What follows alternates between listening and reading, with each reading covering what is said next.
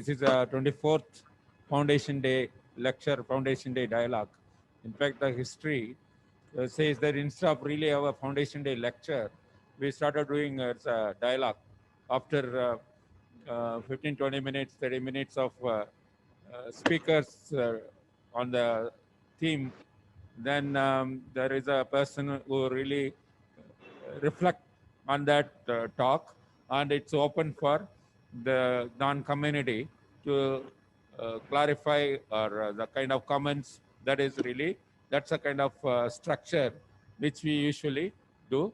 Now we are this year, we have a really great kind of honor to have Dr. Amitabh Kant with us, and it's a really very rare and unusual occasion during this pandemic time. You could find time and to be with us. It's wonderful. Probably I would like to introduce what Dan really works for the benefit of the others, and can you really show the structure?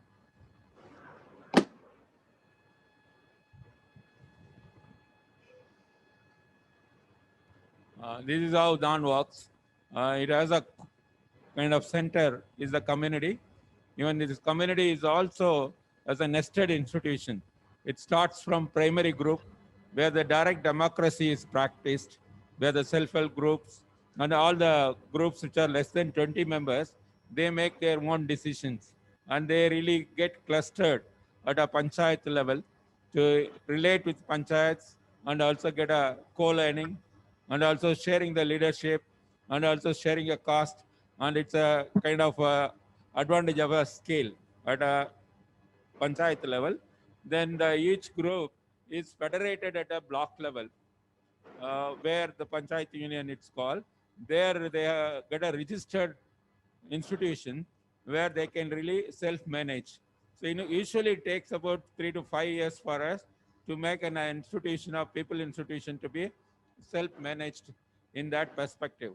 So that is what the community for a self-management, the Dawn provides a social capital, building a social capital strongly. Then the kind of thematic institution provide as an enabler, which enables them to really come out with a kind of process where either community banking or the process of other things like our water program. And there are so many programs which are really initiated as a thematic. It starts with a thematic, then it gets diversified into other program. That's where the program provides a content for the community to come out of poverty and also to ensure a healthy society and to have a democratic governance. These are the three eyes of Dawn Foundation purpose, core purpose of that. Then we really go as a specialized people institution for community empowerment. This part is very, very important because this is a vertical which really provides risk management through people mutual and also for bridging the kind of linkages by KDFS, Kalanyam Development Financial Services, and livelihood initiative is through the GBDM. And we have a sustainable healthcare advancement as a SUGAM. Then for housing, we have a HOPE and a reflection trust for documentation, and it's basically for a knowledge management. These spices are providing a deepening part O, and it cross-cutting with the programs. That's how the layer is really working with the programs for operationalization. Then there is a central office which operates with different integrating centers with HRD, which really recruit professionals and place them for the entire the institutions and depute them for different programs. And we also have a kind of institution called Center for Finance, for financial management. And we also have a CDC, Center for Development Communication. This really for documentation. It has a 2-3 wings under them. And we also have a facilitating philanthropy, Center for Research across the organization, integrates all the deepening and research part of that. And the policy and planning facilitate the policy workshop, policy seminar at state level, central level, and also district level. So these are our central office as an integrated centers plays a role. And we also work with a lot of international network. Uh, like we are part of a economic and social council where UN is really having that. And we are also having a water summit and agriculture biodiversity community across the world. Many countries are part of it. Don is a kind of convener for that. And we also part of a World Water Council as an institutional member and Micro Insurance Association. We are also part of ICMIF. There are many international institutions which really provides an opportunity to share our knowledge base and to learn from others. This is how Don's integrated structure works. I really want to bring it to the knowledge of people, how each one is really relate with that. And when Mr. Amitabh joins, we can just invite him and also ask him to really provide his lecture. Thank you, Venkatesh. This is a very, very special day for me also to be giving a lecture to the Dhan Foundation on economic revival and restoring livelihoods of the poor.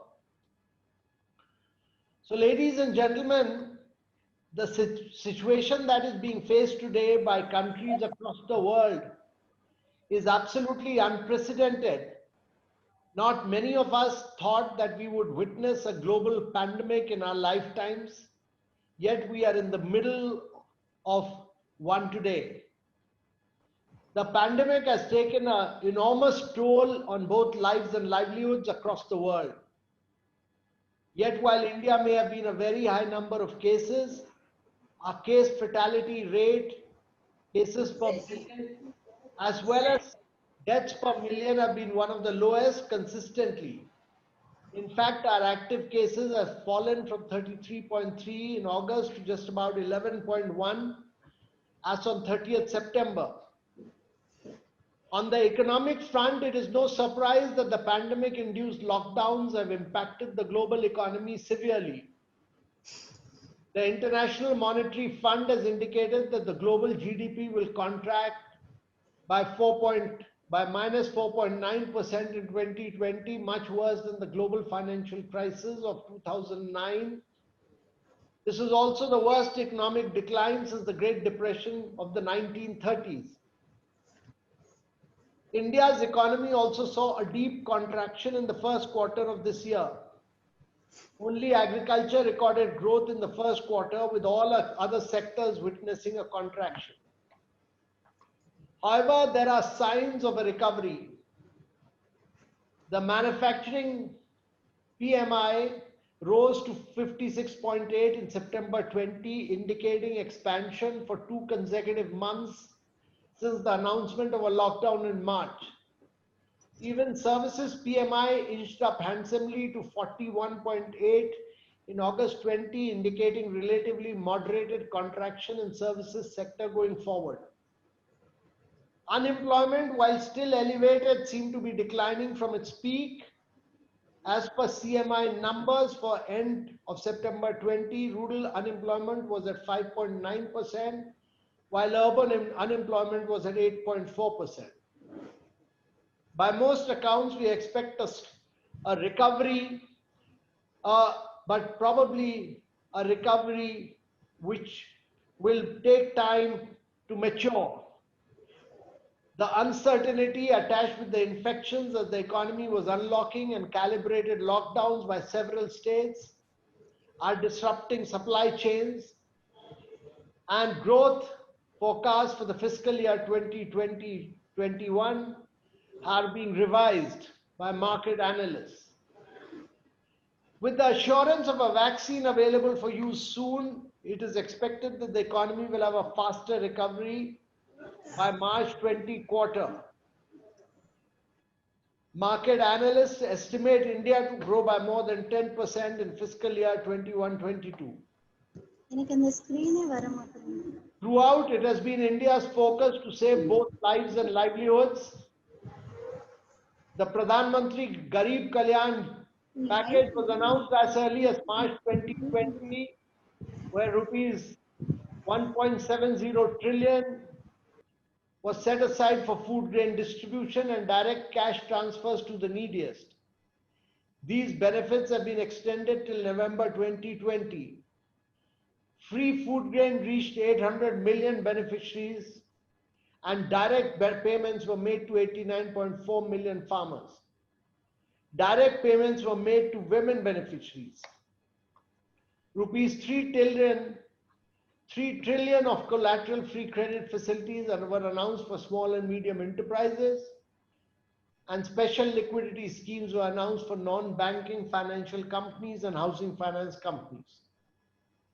Rupees 400 billion increase in budgetary allocation to rural employment has been provided. There has been coordinated action on fiscal and monetary policy and the policy support by Reserve Bank of India through lowering of policy rates and infusion of liquidity in markets. RBI has reduced the policy rate by 120 basis points and provided a total of 8 lakh crores in additional liquidity to the banks and financial institutions. Supporting the poor has been the main focus area of Government of India during the pandemic.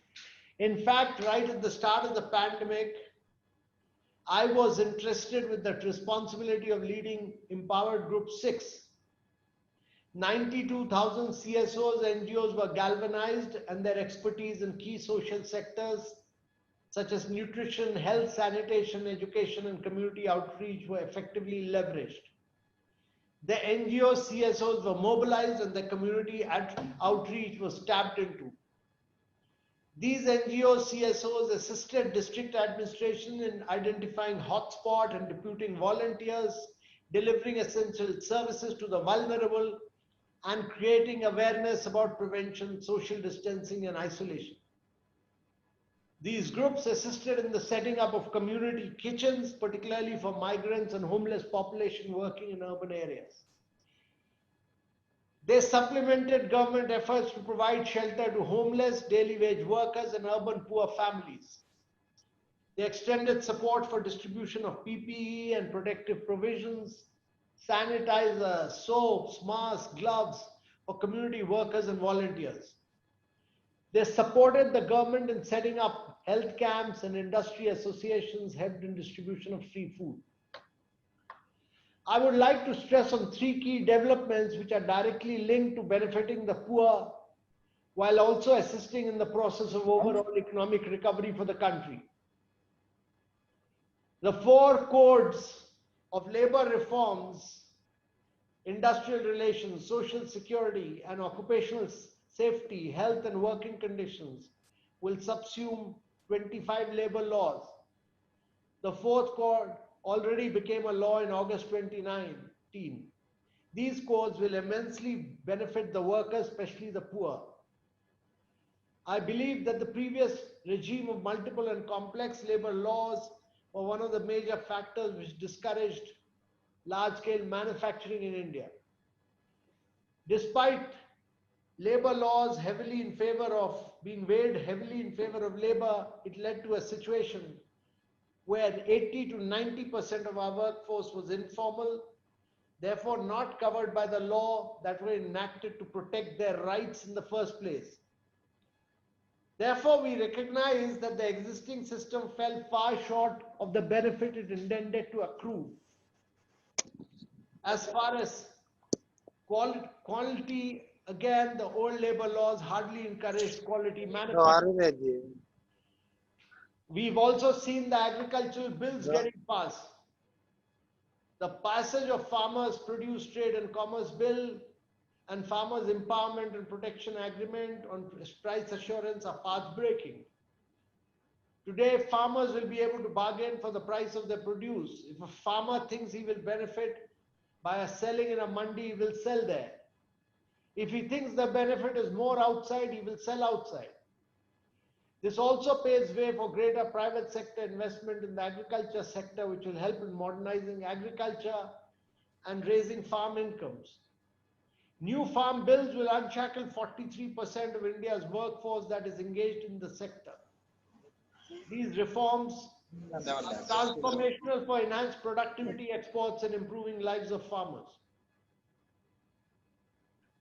The Honorable Prime Minister recently entrusted the government with the responsibility of working with the private sector to develop technology products which would enable India to leapfrog in the post-COVID era. We are developing several of these new products. There have been several other initiatives. The goods and services tax, corporate tax made competitive, path-breaking regulatory reforms, digital transformation through the JAM Trinity. 55% of all bank accounts created across the world during 2014-17 were opened in India. We've also created a unique ecosystem for startups, and from Niti Aayog, we run the Atal Innovation Mission to promote a culture of innovation and entrepreneurship in the country. We have laid the foundation for a strong focus on social sectors. Poshan Abhiyan has been launched to battle malnutrition in India. Ayushman Bharat, the flagship program, aims to build a robust primary healthcare system through the upgradation of 150,000 sub-centers to health and wellness centers. The second pillar of Ayushman Bharat is the Pradhan Mantri Jan Arogya Yojana, which will provide 100 million of the poorest and most vulnerable families in the country an annual coverage of rupees 5 lakhs for hospitalization related expenditure. This is the world's biggest insurance health scheme. The Swachh Bharat mission has made India open defecation free. Emphasis was laid not just on toilet construction, but also focused on behavioral change and outcomes. The new education policy will drive transformational change in alignment with the system's need to focus holistically on the critical tenets of access, equity, infrastructure, governance, and learning.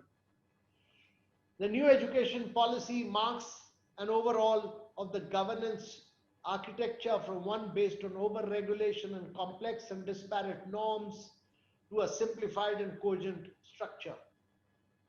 Ladies and gentlemen, we are working towards digitization for better reach, health sector transformation through technology, and providing a push to rural economy. Rural economy has always been an integral part of the Indian economy.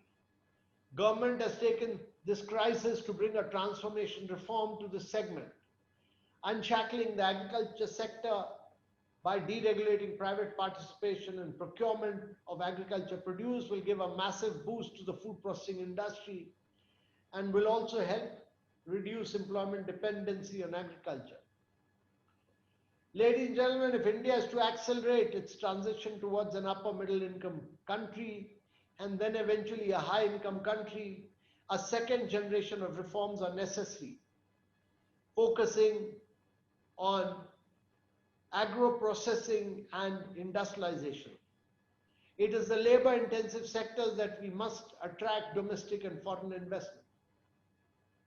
We must also realize that Prime Minister's vision of Atmanirbhar, vision of making India Atmanirbhar, creates an environment where the private sector can thrive, take global competition head on, and drive India's socio-economic transformation.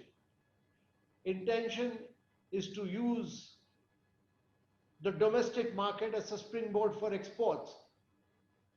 And therefore, we should have a passion for quality and excellence, achieve cost competitiveness through size and scale to penetrate global markets.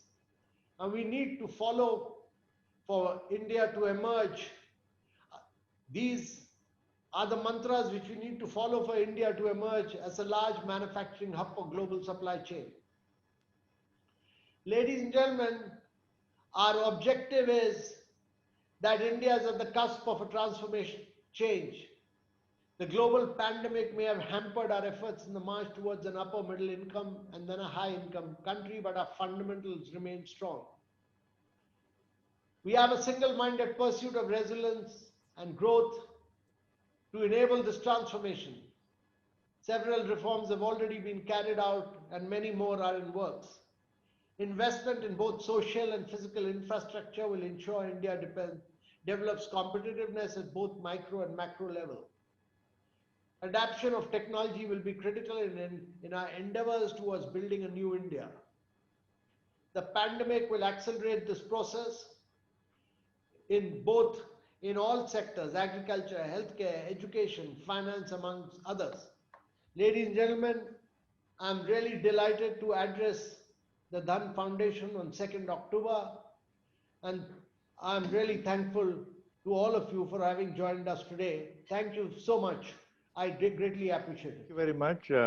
Vanakkam to all of you. Good evening, good afternoon, because people are joining from so many different places. I think not just in Tamil Nadu, but all over India, I think. But since the majority of you from Tamil Nadu, I'll try a little bit by saying, Naningu Irupattil Magilichi Takerin. I don't know if I said it right. I'm happy to be here. Good try.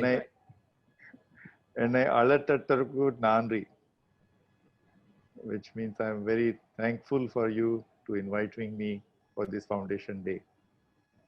So first of all, Mr. Vasimalai, his colleagues, Mr. Gurunathan, Mr. Venkateshan, so many others, members of the board, members of Dhan Foundation itself, and the larger family of the self-help groups and the federations, the clusters, and the larger family of well-wishers and stakeholders. To all of them, I convey my warm congratulations on this 24th Foundation Day. And it is remarkable, but not a coincidence, that the Foundation Day is on the birth anniversary of one of the greatest leaders of mankind, I think, of the 20th century. And it's really fitting that the Foundation Day is on his birthday. So I wish you that as well, birth anniversary. And I'm very sort of happy and grateful that Dhan Foundation has allowed me to be part of their family for quite a long time. I must tell you that I was part of a similar function maybe, I don't know, 18 years ago or 19 years ago, where it was, of course, not online and virtual like today, but very big function. And since those days, at least 20 years, I think, I've been connected in some ways with Dhan Foundation, even though, I live in Mumbai, so it is not near the head office. So today I would like to reflect on, first of all, Sri Amitabh Kant's address, and then maybe share some thoughts. I don't know if you know this little fact about him. Sri Amitabh Kant is also the person behind that slogan called Incredible India. I think about 10, 12 years ago, there was a big campaign called Incredible India. And one of the brains behind that campaign was Sri Amitabh Kant. He has been, as you know, connected with the tourism industry. Secondly, as you can see from him, he conveys always a very positive energy. And he has had several distinguished positions, which you mentioned in the introduction. But I would like to mention a couple of others, namely that I think he was connected with the Delhi-Mumbai Industrial Corridor, which is a very big infrastructure project, which is going to transform not just the infrastructure or the industrial outlook, but also employment potential in this major corridor in the country. And inspired by Delhi-Mumbai Industrial Corridor, we also now have, I think, Bengaluru, Chennai, and other corridors being built. And the other thing about Srikant is that he has brought a lot of energy in his position as chief executive of this think tank. Niti Aayog, National Institution for Transforming India, is actually, as you know, a new version of the erstwhile Planning Commission. And he brings a lot of energy. He has been the CEO, chief executive from the beginning. And what you heard from him today, he spoke, straight off the bat, without any hesitation, without any stumbling, without any halting for any words or thoughts. that is not a coincidence, and that is because it comes from the clarity of his thought. I think he has been not only a member of the think tank and advisory to the government, including the Prime Minister's office, but also perhaps a spokesperson and to convey the messages of what the government is trying to do. In this age, there are so many challenges, and there is so much turmoil in society for various reasons. We need a very solid and strong, stable voice to convey to us and to remind us about the tremendous amount of work that is going on in the country, in the economy, in society at large. And of course, Dan Foundation is a very big part of that, because I have been, as I said, familiar with your work for 20 years. It's a long, in cricketing metaphor, I can call it like a long Bradman kind of innings, not Sachin Tendulkar, even bigger than that. So to be consistent, to be at it, despite so many adversities, so many difficulties, so many challenges, is a wonderful achievement, wonderful testimony to your determination and commitment. What I also like about Dan Foundation is that I think ultimately there is a great emphasis not only on livelihood, poverty alleviation, upliftment of members of society, caring for the poor, caring for the deprived sections of society, empowerment of women, but ultimately I think there is a conscious eye to the very foundation of all this, which is values, which is, the foundation of such an enterprise is on values. So the most sustaining and the most, what should I say, outlasting feature of any organization is not its success, not how many millions of women are empowered, not how many self-help groups got funding, how many crores are in the balance sheet, and how much micro loans were given, or how many tanks got rehabilitated, or how many livelihoods were generated.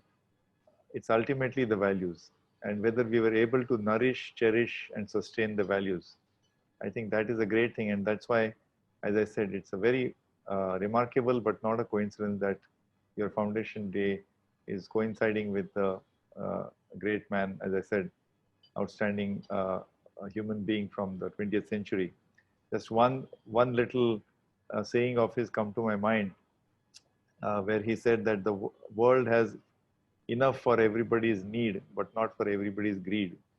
In the age of sustainability and stretching on Earth's resources, natural resources, I think that's a very important reminder for us that Earth has, nature or Mother Earth has got enough for everybody's need, but not necessarily everybody's greed, because greed is infinite and unending. So coming back to Sri Amitabh Khan's address, I'd like to again mention what he said, that the government has been trying in various ways to provide support and to provide measures so that we are able to cope with the pandemic. The pandemic, to me, started around February, March, and represents triple shock, three shocks, triple shock to the economy. It is a demand shock, it is a supply shock, and it is a wealth shock, a financial shock. So demand shock, supply shock, and financial shock. What I mean by a demand shock is that suddenly there is a fall in demand for hospitality, retail chains, airline travel, tourism, all kinds of things. People are worried because if they are worried about your job, you're worried about your income, you're worried about livelihood, people cut back on their spending. People are very cautious, very anxious. That is called a demand shock. Second is supply shock. Supply shock means that all the factories are shut because of the lockdown. So there is no production going on in many factories. In the cities, all the shops, the small shops are closed. Many retail services are closed, whether it is a corner, livelihood like a plumber, electrician in cities, or small services, kirana stores. That is a supply shock. And third is the financial shock, which is a great fall in the wealth of people, savings of people, especially when those who are connected to the stock market and all that. But that is a very volatile thing, that financial shock. In March, the stock market fell by 50%, but somehow it was able to come back because of Reserve Bank policies and liquidity support. But the demand and supply shock was a big thing. So there, I think Sri Amitabh Kant told us about the various measures government has announced. So I won't repeat what he said, but I think it's important to remember that those things, for example, the Atmanirbhar package announced in May, a total of 20 lakh crores, was there to provide liquidity support, credit support, bank loan support, especially to the small and medium enterprises, and that has helped somewhat. He mentioned the 3 trillion rupees, 3 lakh crores. I also must mention that despite the demand shock and supply shock to the economy, the one bright silver lining was the fact that we have had a very good agriculture season. Both the winter crop, which the harvest time was in spring, what we call the Rabi crop, and now with good monsoon this year, this coming harvest, which is the Kharif crop, both of them are likely to be good, and agricultural growth will be something like 3 to 4, 5% positive, which is a very big silver lining. And that's why perhaps the rural economy hopefully will have some way of coping or some of being resilient to this. And actually the urban areas which are very badly hit, 40% of urban workers are actually tend to be migrants. So they had to go back to villages or their native places or small towns. So we saw that reverse migration. But because the rural economy and agriculture economy was relatively better, slightly, that helped us somewhat for the economy, for people to cope. And here I am reminded about Dan's own approach in how to deal with the effect of the pandemic. I noticed that you mentioned those 4 or 5 steps. First, immediately I think April, May was what you call coping with it, and then the second was, I think, was it managing? That is, second stage was Adaptation phase. adaptation. Sorry, yeah, that's right. Adaptation to the pandemic. So first is coping. Second, then adapting. Coping is, of course, just making sure that we have enough to eat, enough to survive, enough to, life should continue. But after that comes adaptation, how to adapt to this new condition of lockdown, of restrictions on our, and then comes the transformation phase. That is, you transform and try to see how you can improve your productive activity. And then the third, for last one, you call it the resilience phase, which will come in the future. So we are currently in adaptation right now. I think coping is immediate. Adaptation is how to learn to live with this, and that's what Sri Amitabh Kant said, how to adapt to this condition. And I'm very happy to note that you have that nice slogan you have got. What is it? Somaha.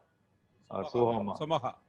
Somaha. That is social distancing, masks, and hand sanitization. And the other thing is, of course, the use of digital. I'm very delighted that the Dan Foundation has taken this initiative of, I guess, training or skilling or encouraging this digital adaptation. That is, not only learning to work much more using digital methods and techniques, but also I think I would urge you to explore how more services, more economic activity, and more productive and profitable economic activity can come from digital mode. So I've always known that Wasim Ali and his colleagues are always open to new techniques, new technology. Very early on, you may remember even 20 years ago, they were experimenting and looking at how to use the handrails. This was almost before the mobile phones. How to use handrails to capture the microfinance data and how to empower the self-help groups using handrail instruments. That's true. So I think I would like to just make a few concluding comments that the fact is that this pandemic is going to be something that we have to live with for some time. As Sri Amitabh Kant said, until the vaccine comes, and even if the vaccine is developed and officially approved by the medical authorities, it has to be deployed in a country of 1 billion people. Everybody has to get the inoculation done. So that is a very big logistics job and challenge. So therefore, let us assume that several months we will have to live with this challenge. But in the meantime, uh, we have to be somewhat satisfied that the fatality rate is lower compared to many other countries, and perhaps there is some inbuilt immunity in the. I don't have the correct answer to this, but we must be extra careful in terms of the Somaha. I mean, I think if we adopt these Somaha precautions, my guess is that we reduce the probability by almost 90 or 95%, and that is the kind of probability we should be able to accept and live with, but and proceed with the work that we are doing. So that is the I think that is one thing we need to keep in mind. Secondly, I think this digital mode will help us sustain the cluster activity, self-help group, federation activity to a large extent. There will be some restrictions, no doubt, but the very fact that we are meeting like this online tells me that we have an immense, incredible capacity to adapt to newer modes of functioning. And a third point I would like to say is that the pandemic is throwing up new opportunities. You know, every, like they say, cloud has a silver lining, or every adversity has opportunity within it. They say that adversity is something nothing but opportunity coming to you in disguise. So I know for some of the factories that I know in our group, we have immediately converted the garment making into producing PPE, overalls, and masks production, because huge number is required. Huge number, not just in India, but export demand is there. In the Western countries, the children have to go to school, so the demand for masks is huge. Secondly, some of our chemical factories which are producing, say, caustic soda, they have changed the production to hand sanitizers and cleaning agents and soaps and solutions like that. There is, as you know, the pharma industry, healthcare industry, anything to do with digital app development, these things are gaining ground. So I think let us explore if Daan Foundation also can explore where it can enable some of our communities. How much can we introduce these newer opportunities to them? And not to forget that the silver lining of agriculture will continue, since a lot of our work is in rural areas. I think that we should take advantage of that. Outlook for agriculture remains good. I must mention what Shri Amitabh Kant said, that agricultural reforms, while there is a lot of agitation going on in the country, but I think it is going on because the fear is against the MSP, minimum support price. So let us not debate that today, but let us remember that some new opportunities have been opened up for farmers. I know that whenever there's a price which is higher than MSP being available outside the mandi, outside the APMC, outside government markets, the farmer will be easily able to access it now. So I strongly urge the Daan people to explore this and take full advantage of this newer reforms. And lastly, of course, to conclude, that I greatly value, as I said, the fact that this organization is on a very solid foundation of values. But the values are not abstract thing. The values are not just something we read up on 2nd October. Actually, the values happen because every person in Daan family is living on a daily basis, living, breathing, eating, sleeping. So how that happens, this magic only I can only be an observer. But let us not take it for granted that this is something which we do, which you all do on a daily basis. So the values sustain or they cherish because they actually get renewed and revitalized every day. So I wish you all a great anniversary date today and a great future in the coming years. May there be a lot of challenges, because the challenges brings out the best in people, but may the challenges of the best be overcome and we will achieve newer heights.